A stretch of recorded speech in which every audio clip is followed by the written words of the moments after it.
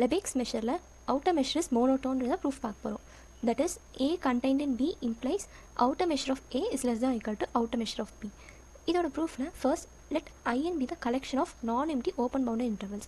So In ஒரு non-empty open bounded intervals consider பண்ணுறோம் such that union In contains B. And since A is contained in B, union In also contains A. So therefore நம்ம என்ன சொல்லலாம்னா In which covers B also covers A. So and therefore இதை நம்ம எப்படி எழுதிக்கலாம்னா set of all In such that union In covers A contains set of all In such that union In covers B. So இதில் set of In summation of length of In எடுத்துக்கிறோம். So which covers A contains summation of length of In such that In covers B. இப்போ ரெண்டு சைடும் infimum consider பண்ணிக்கிறோம். So infimum of this set is less than or equal to infimum of in the union covers B.